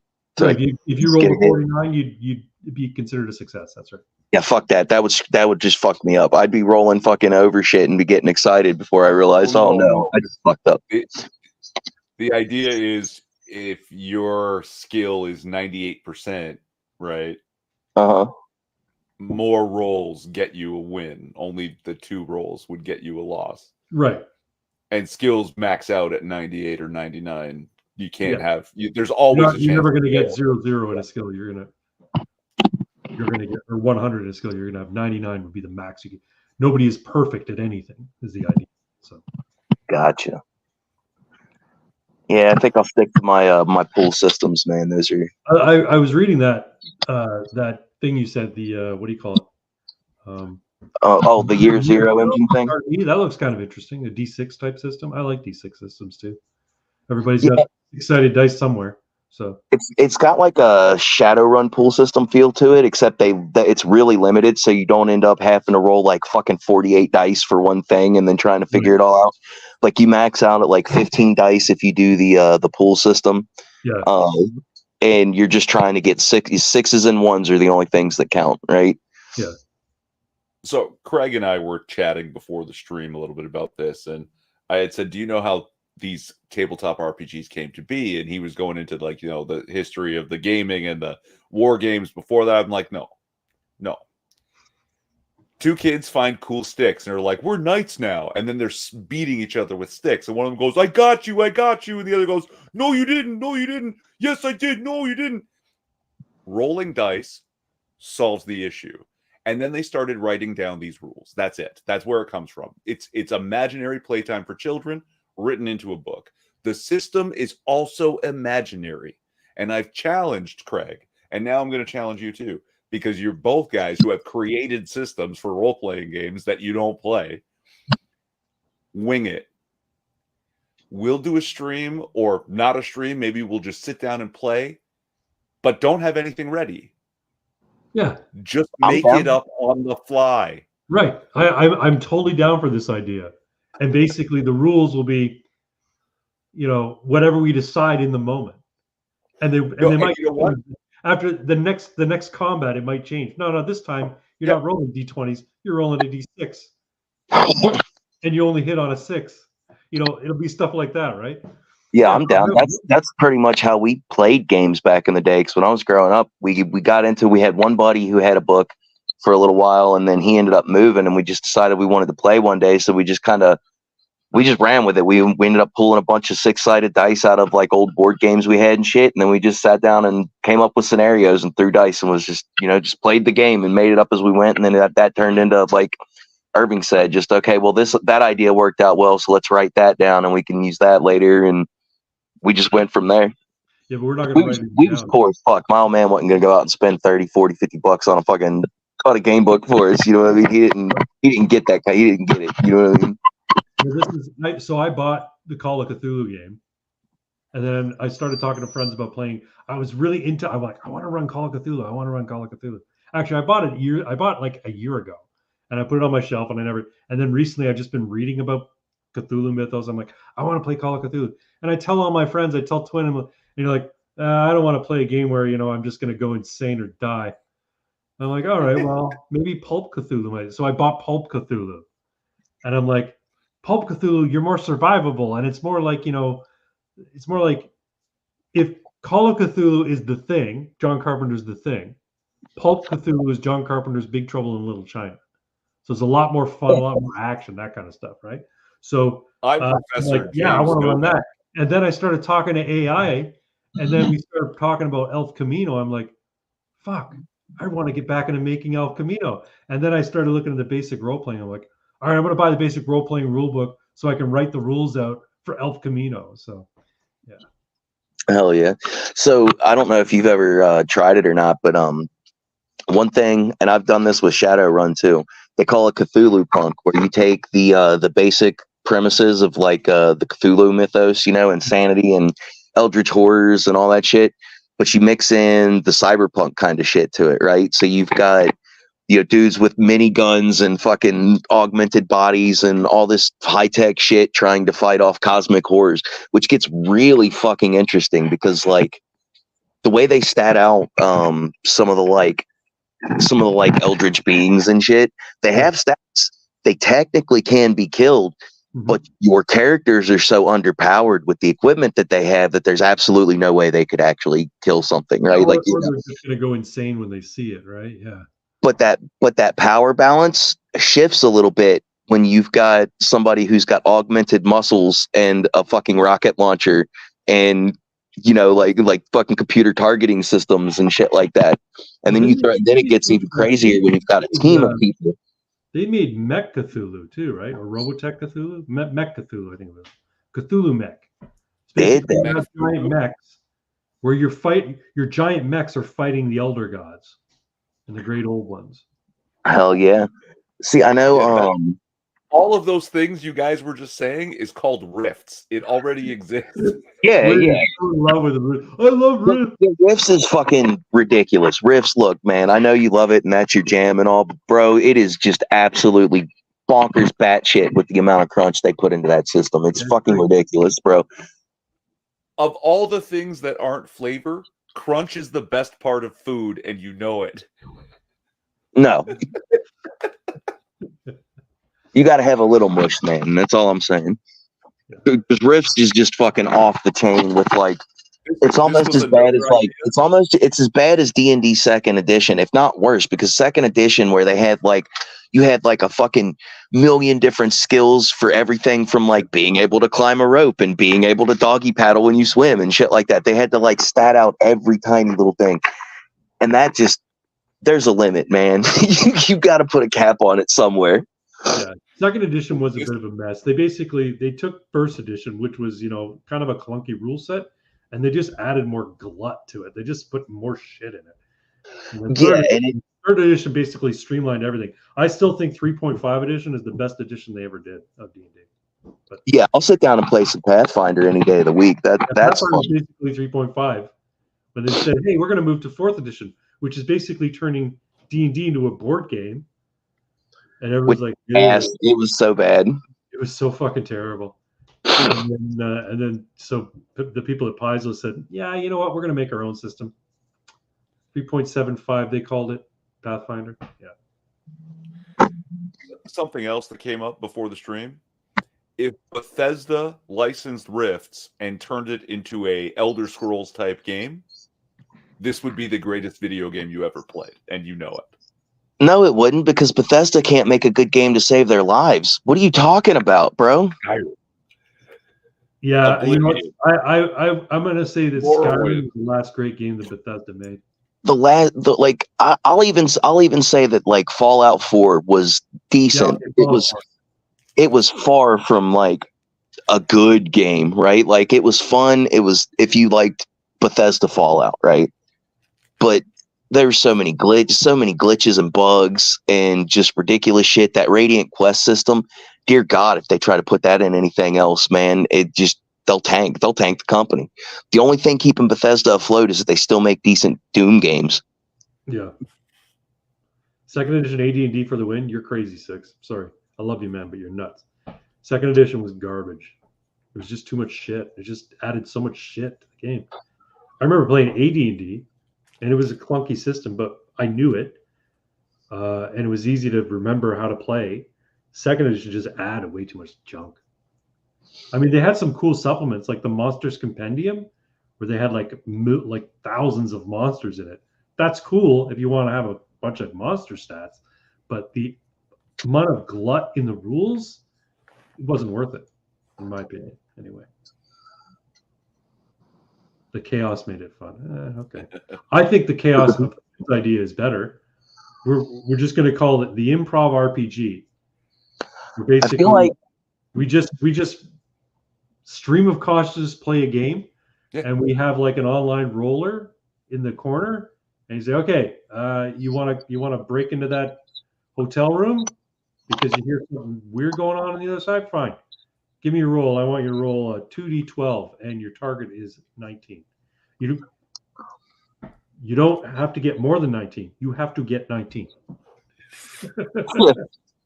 I feel like D&D in general, like even from the onset, from just first edition D&D, it was geared more for combat, and then everything else, like the adventuring side of it, like the climbing, the rope use, all that was like secondary, and that's why it felt so fucking clunky. Because I mean, even in first edition D&D, the combat, even with THAC0 and everything, was pretty easy to grasp, right? Like it was pretty easy to get. The only thing I remember people having trouble with at first back in the day was like movement and spatial awareness, because it's kind of hard to do all that in theater of the mind. You know what I mean? Yeah. I prefer theater of the mind. Quite frankly, I don't mind a grid, but I just find it slows shit down when you have a bunch of miniatures moving around on a grid. It can. It really depends on how hard set you are on like movement speed and space and how much distance you can travel and shit. I'm more like I like a soft movement where you can just be like, yeah, bro, you're not close enough. You're off by like 10 feet. You know what I mean? There's a guy called Professor Dungeon Master. He has a channel called the DM's Craft. I think DM's Craft. And he has this thing called Ultimate Dungeon Terrain or something, like UDT, Ultimate Dungeon Terrain. And basically, it's a circular board that you put on a Lazy Susan, right? You've got an outer ring, you've got a middle section, and then the very middle is like a small circle. And so you can everything's a region. So if something's in your region, you can attack it. And if something's outside your region, it's considered at range. And if something's 2 regions away, it's considered distant. So basically, it's far range. Yeah, a lot of games are moving to those kind of systems. It's like the Fantasy Flight Star Wars game. That's how they handle movement. It's zones, right? So like, depending on the size, but they get a little complicated with it because it depends on like the size of the pieces that are in the scene. You know what I mean? Like, so how much distance they can travel and shit like that. But it's basically like close range, short, medium, and far. And I love systems like that because that just streamlines it. You can get through it so much quicker. Yeah, like I don't need a grid, but if the GM wants to do a quick sketch of what the room is shaped like and the bar is on that wall with the door on this wall, okay. Yeah, right. You don't even need to use a whiteboard. You don't even need to do all that. What we used to do is just take like coins. We take like coins and dice and be like, okay, this coin is you. This 4-sided die is the tree, and this 6-sided die is where this guy is. You know what I mean? Yeah, you just need a representation so people can get a mental picture, right? Yeah. But then Hero Forge came out, and you could design your own miniatures. Yeah, I mean, you could do it like that, but then you don't get to waste all that money on plastic crack to decorate your table with. You know what I'm saying? That takes kind of some of the fun out of it. I went down the Hero Forge rabbit hole last week, and I was making Call of Cthulhu characters because I'm like, it was a slow day at work. I'm like, I want to make some Call of Cthulhu characters. I fucking love Hero Forge. I managed to make Ash from the Evil Dead series in it, or the Army of Darkness Ash. It was great. I loved it. Take care, 6. Have a good night. Have a good one, 6. So, like, okay, hold on. If we're gonna do a wing it game, what world do you want to play? Let's wing it. Yeah, I can pretty much come up with a character concept on the fly. All I need to know is what my basic stats are, and I can stat it out. And then everything else, I probably already have an idea. See, that's where Rifts comes in, right? Because as far as flavor and stuff, medieval fantasy meets high-tech robots, right? That's the idea behind Rifts. And basically, doors are just opening up. Rifts is fucking everything. Rifts is like sci-fi and low fantasy and high fantasy. And So that'd be good, right? That'd be good. And it's human supremacy and fucking demon worship and old ones. Yep. Well, the one thing I would like to try to do with Rifts is do something akin to, you ever played the old Chrono Trigger games on Super Nintendo and PlayStation? I never played them, but I know someone who swears by them, so I've got a little bit of background on them. So the whole premise is time travel. You're trying to save the planet, but you have to travel through time to do it. From this, essentially a cosmic horror called Lavos. It's this ancient alien asteroid thing that crashes and buries itself into the earth, right? And it crashes in like 65 million BC, and it's just been sitting there growing. And you have to travel through like, I think, what is it? It's like something like 6-8 different time periods or something like that in the first one. It's really good, man. And then like the characters you get, each one of them is from a different time period, except for the first 3 you get. They're from like the present. You know what I mean? Really good concept. I would love to see somebody be able to translate it to a tabletop game. And I think the only system that's out that you could use to do it would be Rifts, just because by the nature of it, it's perfect for it, because it's already got time travel kind of mechanics baked into it with the way the portals open up everywhere and shit. Yeah, well, that was actually the main idea when they came up with Rifts, that they turned their Palladium fantasy game into what they now call the Palladium Megaverse, right? Rifts Earth is like the center. It's Warhammer. Everything travels through the warp, and you can rift in all of your After the Bomb, or your TMNT, or your Robotech, or your Ninjas and Super Spies, or your Heroes and Villains. Well, yeah, like you can bring all those parts of everything Palladium into this world this way, right? Mm-hmm. So yeah, time travel's not out of the fucking question. And you were talking about time travel. I just remembered this time travel meme and trying to share it, and Craig just fucked off. So you got a dog situation going on?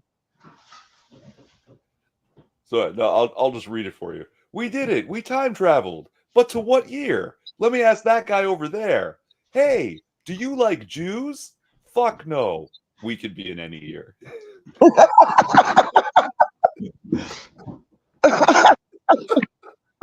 Pretty good. Yeah, I'd love to see. I'd love to be able screen, and while I was away, you threw in the anti-Semitism, huh? I get it. I was trying to get you to share it. That's right. He did it. We time traveled. To what year? Let me ask that guy over there. Hey, do you like Jews? No. We can be here. That's fucking terrible. It's funny, but it's terrible. Begs the question, well, why would you ask that question? You want to find out what year you're in, ask a question that, is going to give you that definitive answer. Is Canada still around? No. All right. Post 2024.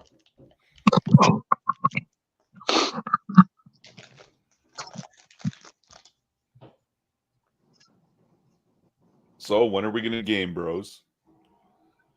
I'm down whenever. I'm off Friday and Saturday this week. So Friday, Saturday, and Sunday. So either one of them days. Let's see. Next. Yeah, Friday or Saturday. We can do it on your casual AF if you want. We have to figure out the logistics of this. Are we going to use Discord and a dice roller in a chat room? Or are we going to use Roll20 and try to have everything on screen and just use their roller? How are we going to do this? Because Discord's probably the simplest, right? Yeah, let's not do the first one live on the internets for people to watch, because I don't know if they will, and maybe we'll embarrass ourselves. You'd be surprised the crowd that live games will draw. The only problem is okay. This is what I've noticed. I was talking to somebody else about this earlier today. The only reason I haven't played any games is because I don't have any friends around here that play anymore. So I tried to play online. Every game I've tried to play, whether it's D&D 5e, D&D old editions, or like the Aliens RPG, because I've got all the source books for that, and I was really wanting to play that. I cannot find a game group online that isn't just lousy with purple-haired trannies that want to ham-fist real-world bullshit into every game they play. It is impossible to find normal people that just want to play a fucking pretend game. It's true. Every time I watch a live stream, like an actual play of some game, there's some truth there. I'm like, what the fuck? Like, everything. Have you noticed? Okay, I've noticed this too, because if you watch those live plays, you'll have like one or two, and like of course, everybody has their pronouns on the screen. And then you have one or two that's just the off-brand or the off weirdo troon that's got the wrong, like, different pronouns, and they've got the purple hair and shit. And everyone else looks super fucking uncomfortable the entire time they're playing. Have you noticed that? Yeah. Like they're Yeah, everybody. They're realizing they're engaging in some sort of fucking. They know they're engaging in some stupid. Like, yes, they're pretending, but here's a person here who's also pretending, but they pretend in real life as well. And they've got to entertain. They're like, it's like 6 layers of meta, dude. It's fucking bizarre. Where does the pretense end and where does he begin? You know, like. And then you'll get these games where, and it's always the weirdo troons that do this too, that are just way too into the character they made, where like you can tell the game master is kind of like, if I kill this character off, all hell's gonna break loose, right? even if that's how the dice roll.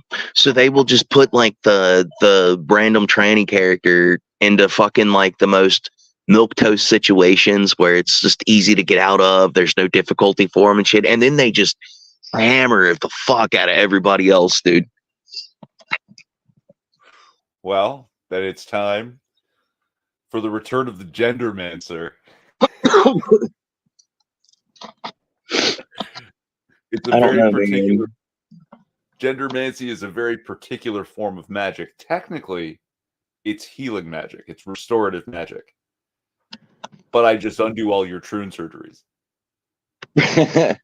There was a meme I found a while back, and it was like it was something about like restoration magic or a resurrection spell, and it says that it heals all wounds. And they were questioning, okay, if I die and use resurrection on me and it heals all wounds, does that mean I have my foreskin back?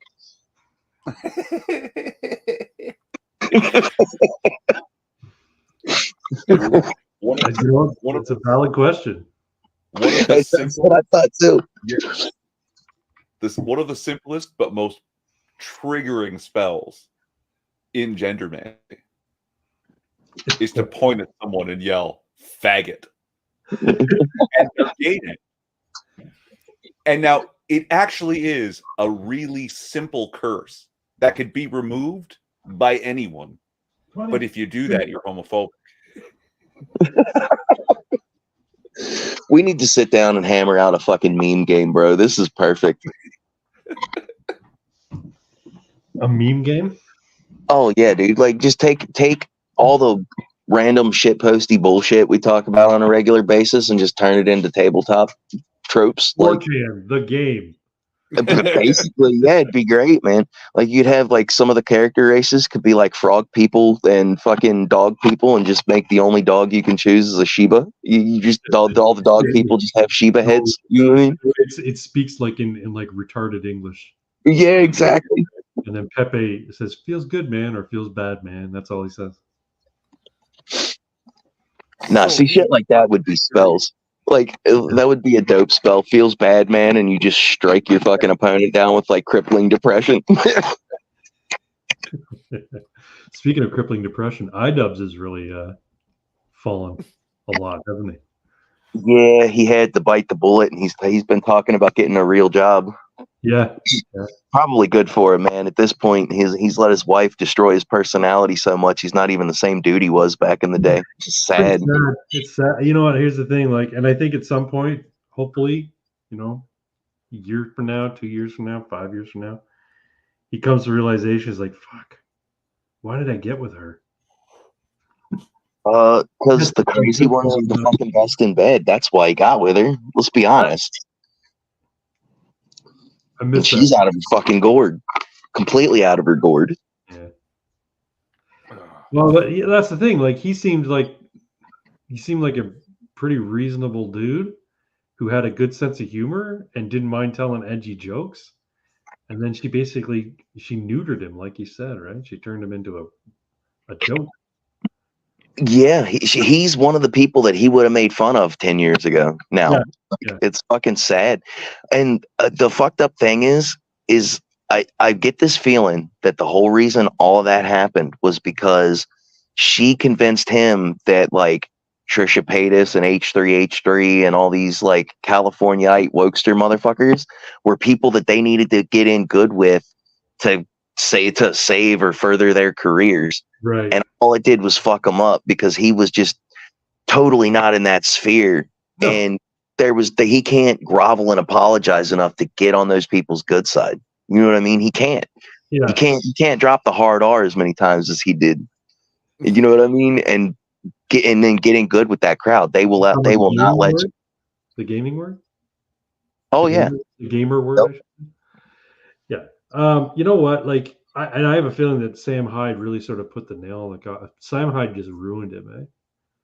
When he went to do that documentary with Sam Hyde. But Sam Hyde didn't do it. It was the way that iDubbbz responded to all of it that did it. Yeah. No, but that's the thing. Like Sam Hyde, he trolled him. He goes there. Oh yeah, fucking hard. It was glorious. And he's like, "This is all bullshit. Like we're fucking with you. You know, this is all fake, right? I don't. That car. That's not my car. You know, like, no, this person here who's like, she's strung out. She's an actor. She's fucking playing you, man. Yeah, that was great. And then you know when what he was putting on that fighting promotion thing, and then he wouldn't invite was it Sam Hyde? Like Sam Hyde didn't get invited or something because of it. Yeah, they kicked out a dude at the first one. They kicked out a guy for wearing a Sam Hyde shirt or holding a sign or something. And then the second creator clash really fucked him up because he was going to have MC Froggy Fresh fight somebody. And Sam Hyde was like, yeah, I'll pay for you to come out to California and train, and I'll show you, you know, I'll train you, whatever. And as soon as that happened, man, like he turned on Froggy Fresh. They kicked him off the card. They were hounding him to get the money that they had given him up front for training back. All kinds of shit. Just because he was. And I get the feeling that the only reason all that happened is because Sam Hyde went so hard on Anissa, his iDubbbz's wife, and he just got wore down. He just got browbeat the whole time. This motherfucker won't stop talking about me. He just listen to what they're saying. Everybody's blah blah blah, and he had to deal with that until finally he just was like, "I give up. You win. We won't deal with it at all." Yep. I don't know what your thoughts are on Sam Hyde. I happen to think he's hilarious, and I like the edginess. I like how edgy he is personally. I like that Sam Hyde is like he's really dualistic, I guess is the word. To where like he's got these funny fucking bits, and sometimes it's hard to tell when he's being serious and when he's joking. But then you'll find these clips of him or watch some of his shows, and he'll get into like really serious topics, and you could tell he's not stupid, right? Oh, yeah, like, it makes a lot of sense. He's really articulate when he wants to be, and he can hammer home a point that even a retard could understand it. You know what I mean? Yeah. All right, I'm gonna share this. I love this fucking bit. This is hilarious. You got anyone you want to call out in the heavyweight division? Oh, you know it, lad. You know that Hassan Piker. I'm coming to kill you in Los Angeles at your house. Or in the ring. No, in real life. I'm going to stalk him and become obsessed with him. And wear his makeup and his dresses and use his skin as a coat, like the ancient Irish did. Well, that's your winner, Sam Hyde! I forgot about that part. Where his skin is a coat. He's fucking hilarious.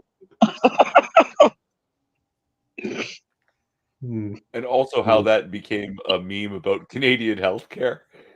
I'm coming to kill you. Oh, I was so pissed off. I got an ad in my. So I watched on YouTube, right? You get ads at the beginning. I saw an ad for Maid on YouTube, and this woman was like talking about, I was able to choose the time of my own death. I'm really happy that I can do this. I'm like, you motherfuckers. You fucking deny us access to news media in this country, but you promote the government assisting people in suicide? You motherfuckers. So there's a guy in Canada who's being tried for selling, is it nitrates Okay. to people online. Yeah. Now, nitrates are not illegal to sell, but Yeah, apparently, they're in your pork. apparently he was selling volumes, and the volumes aren't actually illegal, but knowingly that people would use these nitrates to commit suicide. And the government is charging him because in Canada you cannot get supplementary health care that the government provides. That's a crime. It's illegal to do this. Well, then you know what? They should go after. Just Sure, go ahead. bro. Oh. Hey, if it makes you feel any better, we've reached the U.S. has reached British levels of government intrusion. Now there's a section, a department in the Department of Homeland Security that is dedicated to hunting down people that put out questionable tweets and going to their house to question them now. Yeah, but the difference is in Canada or in the United States, they just tell them to fuck off. Oh, we won't be able to do that for much longer, I don't think. Go fuck yourself. And and we just had a bill signed in the House of Representatives.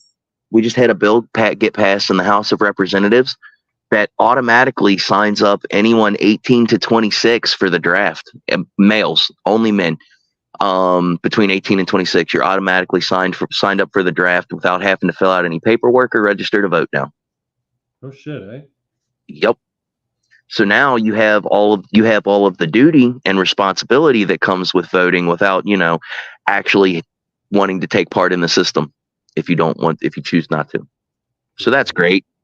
It doesn't really affect me, but bro, everybody I work with, I'm the second oldest guy on our crew. The youngest dude I work with is 22. So everybody I work with is potentially going to end up in the Ukraine or Russia or fucking China or wherever the hell it finally pops off and we start sending loads of troops to next. Yeah. So that's great. That's awesome. That's messed up. Yeah, I'm not happy about it. It's pretty fucking disturbing, but at this point, short of actual shooty civil war, there's not much you could really do about it. Well, some people push back, I'm sure. Oh, here's the kicker to that whole thing. It actually, I'm pretty sure it's written into the bill that foreigners are not beholden to this law. Well, no, why would they be? Think about that for a second. So you come over illegally, or hell, even legally, you apply for citizenship. War pops off. Everybody starts getting drafted. Who does that sound like they're going to send off to go die on foreign soil?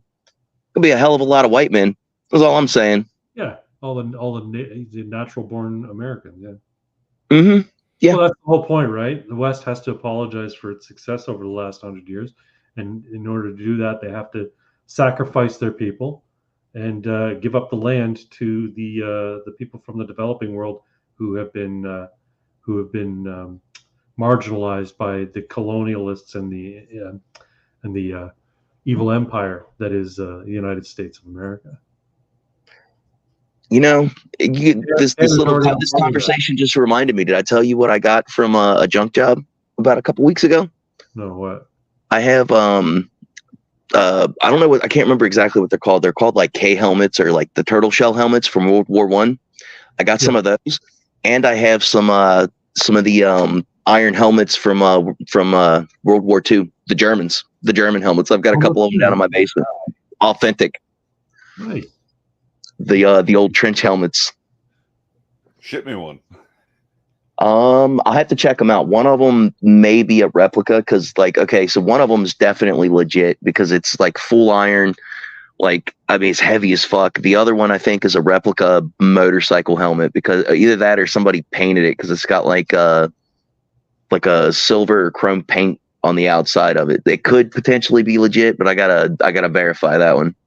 It's so are you talking a Kaiser helmet or a WW2 Nazi helmet? I guess it's like a Kaiser helmet. I'll get a picture of it and I'll send it to you guys later. I gotta go dig them out of my basement, but I got those, and I have a captain's bayonet, I think, from World War I too. That's awesome. Yeah, I was did a job taking out a bunch of stuff for this sweet old lady who was in like a nursing home condo, and her husband had passed away like 5-10 years ago, and she was finally cleaning out his stuff. And yeah, I was just going through a tote and found all this shit and was like, yep, that's coming with me. I got a bunch of hats from like the USS Nimitz, and a couple other ones like authentic, like actual, I guess, I don't know if they're Navy issue or whatever, but they got a bunch of battleship hats in there too. Sweet. Yeah, you come across some fucking. It's amazing the shit you come across when you're in the line of work I am in. No doubt. Oh, Twin just left for a second. Maybe he had a cough or a sneeze or something. I'll be back. Okay. I actually think I'm gonna have to jump out. My phone is on it's dying on me. All right, no problem, brother. Thanks. So it was good talking to you boys. You have fun. Enjoy the rest of the show. Yeah, thanks. You too. Yep. Peace. All right, now I'm on my own because Twin stepped away. But that's okay. That's all right. A few people still watching. What do we want to move on to here? Well, you know what? I'm going to move on to this. Oh, that's so disgusting. Oh my God, that's the worst thing I ever heard in my life. So it's time for Jews news.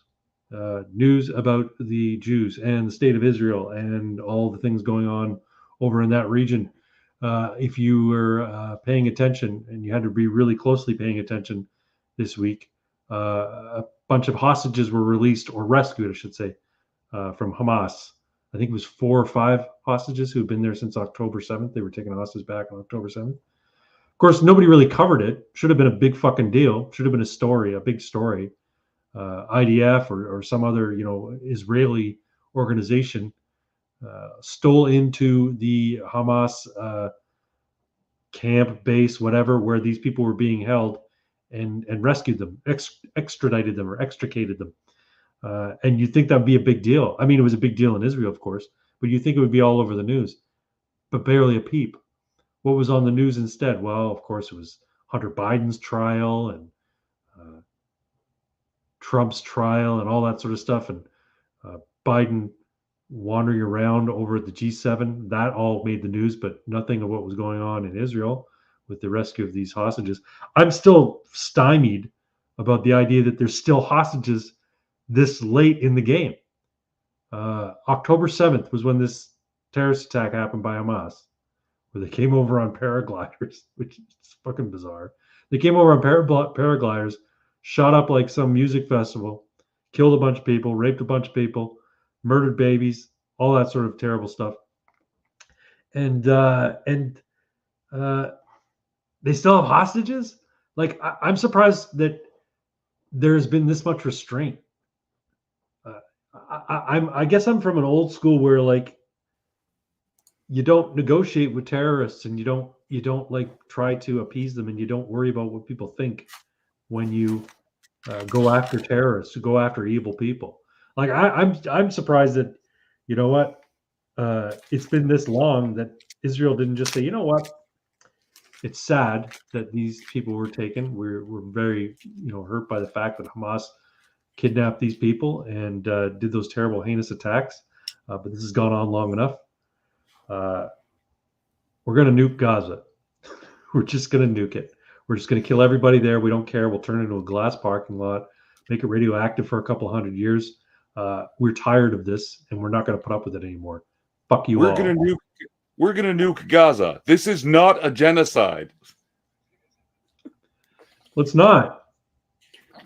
It really isn't. Because Palestinians aren't a people. They're Arab. Understand. We have to bomb children.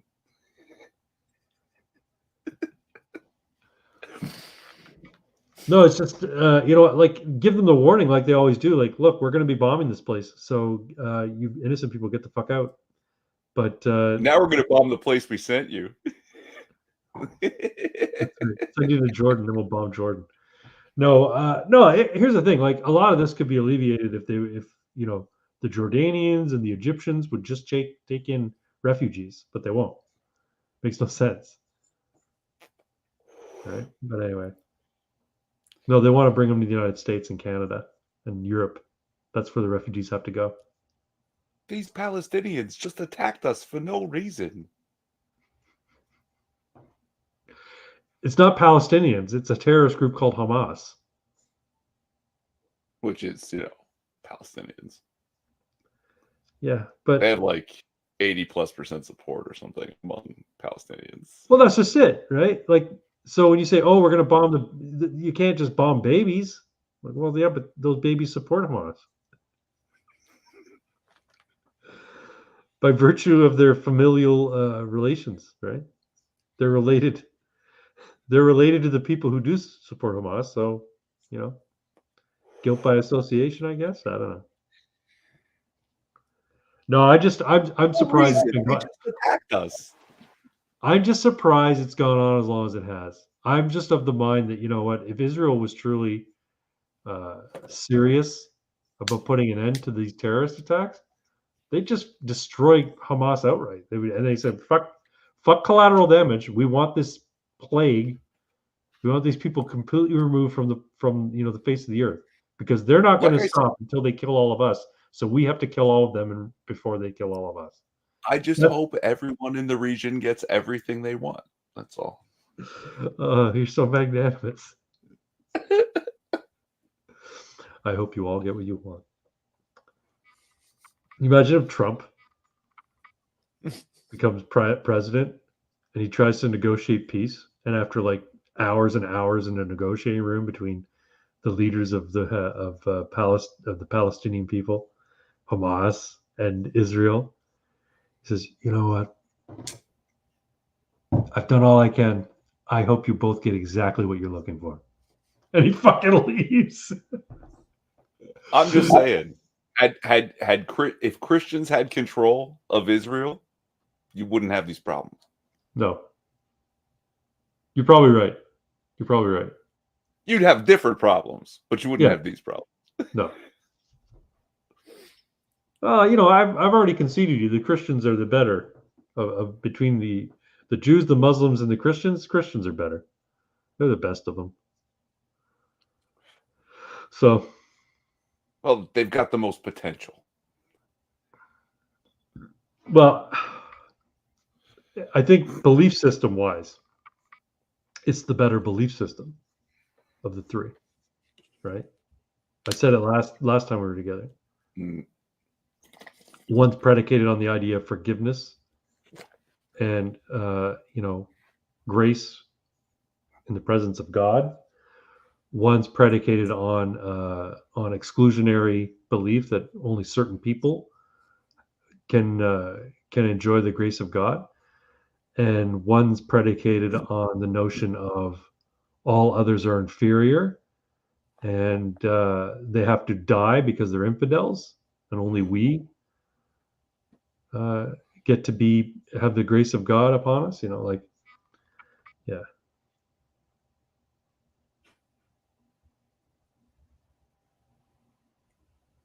Anyway, stop talking about religion. Any other Jews news you wanted to talk about? I was talking about the four hostages that got rescued this week, and there's barely a blip about it. No, I mean there was a bunch of stuff but it was mostly like anti-Semitic. Oh, they killed 200 and some Palestinians. It's like, well, again, like they're making me side with Jews. I don't get it. Oh, they killed this reporter. You mean the guy who was holding the hostage in his home? It's a fuck around and find out kind of situation, right? So I just, what the fuck? You got any oddities you want to share? Oh, I mean, we brought back gendermancy. That was great. Gendermancy, that's right. Yeah.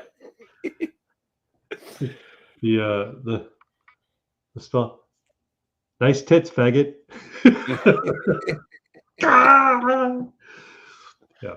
Oh yeah, no, I just heal all your Troon surgery, and Oh no.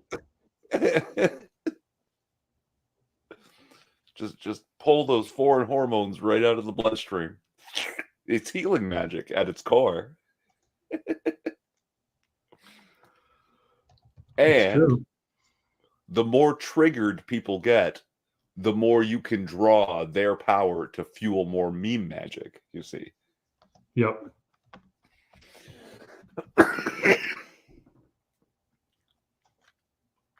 Now, we don't have to include this in the game if you want to play a game, right? But that would be awesome. Yeah, what ideas for, like, setting? Modern day. Just regular? Yeah, like modern day. What's the twist about modern day? Or like, am I role playing like, a cop? Like, yeah. Yeah. Yeah? Yeah, why not? Hard-boiled detective. Hard-boiled detective that investigates what? Homicides, I guess. What makes these homicides different from any other homicide? This is a serial killer? Okay, 3 so bodies in 1 year? Incredibly similar MOs, and I'm the only one who notices it. And you always seem to be there. You're the first one on the scene when it happens, too. Which is why the department turns on me and thinks I'm the prime suspect. That's right. Plot twist? I did it.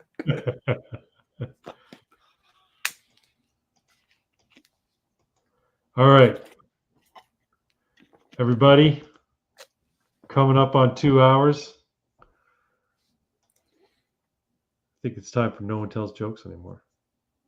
You got a joke for us tonight, Mr. Twin? I thought I did.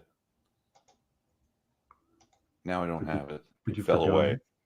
Yeah. Well, I have one. All right, you As ready? long as it's not an AI generated joke. Yeah, It's not AI generated. So wife got so mad at her husband, she packed up his bags and told him to get out. As he walked to the door, she yelled, "I hope you die a long, slow, painful death." He turned around and said, "So you want me to stay?"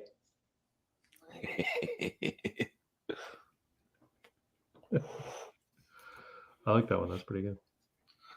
Okay, I heard one, but you probably know it already. Go ahead. What's the difference between a chickpea and a kidney bean? I don't know what. I've never had a kidney bean on my face.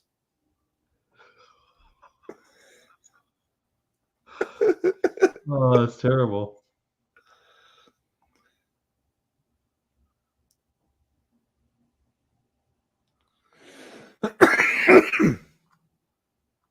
I think I'm trying to find another one.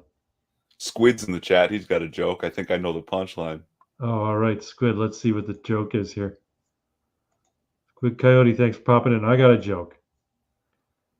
What do you get when you take a loner who's abandoned and abused by society? You get what you fucking deserve. Get what you fucking deserve.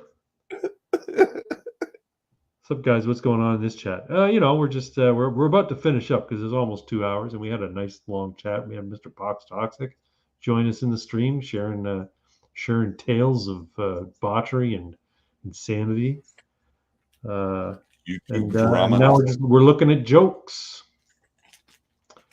See if I can find one here.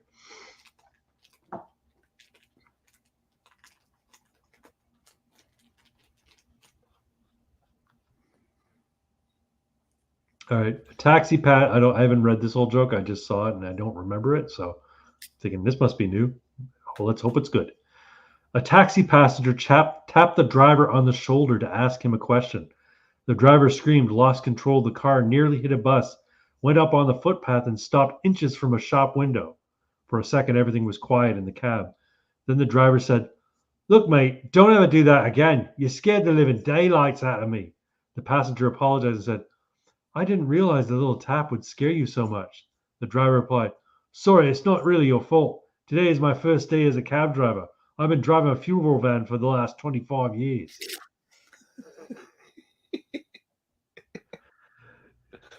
Get it? He thought the guy tapping his shoulder was dead.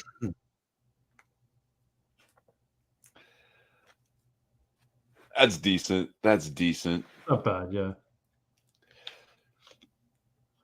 All right, my buddy got arrested on drug charges, and because it was his first offense, he thought he would get off lightly, but it turned out his lawyer was one of the worst in the state and ended up botching up his case. So instead of getting a short term, he ended up getting 40 years without parole. Man, that was a long sentence.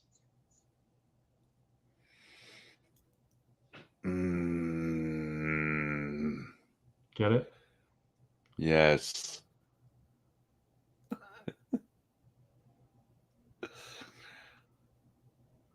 And I had another one and it slipped my mind. It popped in there and popped out while I was listening to that garbage. Fuck. All right, I've got another one. Guy's sitting at home when he hears a knock at the door. He opens the door and sees a snail on the porch. He picks up the snail and throws it as far as he can. A year later, there's another knock at the door. He opens it and sees the same snail. The snail says, "What was that all about?"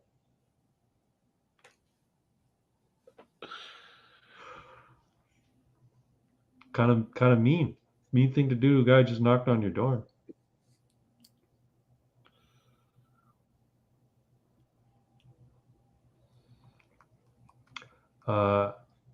During my checkup, I asked the doctor, "Do you think I'll live a long and healthy life then?" He replied, I doubt it somehow. Mercury is in Uranus right now." I said, "I don't go in for that astrology nonsense." He said, "Neither do I, but my thermometer just broke." Get it? Because terrible. He's got Mercury in his ass. Terrible. I know, it's terrible. Oh, it wasn't a joke. It was just a thing I wanted to say. Quick PSA. Go ahead. For everyone who's ever ridden a bicycle or rides a bicycle. If you're going to ride on the sidewalk, you have to stop at the intersection, get off, dismount, and walk the bicycle across the intersection. That's the rule. Otherwise, I will accidentally kill you. I almost killed a child today. Oh, brother, that's brutal. I came to my street in the right turn lane. The light is red. I come to a complete stop. Check my left side. There is traffic coming from there, but they're all turning right. Okay. I start to go. On the corner house here, they have this big fence on their side and front yard. And as I'm going out, the bicycle comes from behind the fence. If I had touched the gas any harder, I would have been going faster and been 2 feet forward. I would not have been able to stop. I might not have killed this kid, but I would have hit him hard enough to break his leg and crush his bicycle. Brother. It was like pure, like I didn't think my reflexes were that fast anymore that I managed to get on the brake. And then I've got, it's, lovely day today. I've got the window open. He doesn't have headphones in and I'm yelling at him. That's why you get off and walk across the intersection.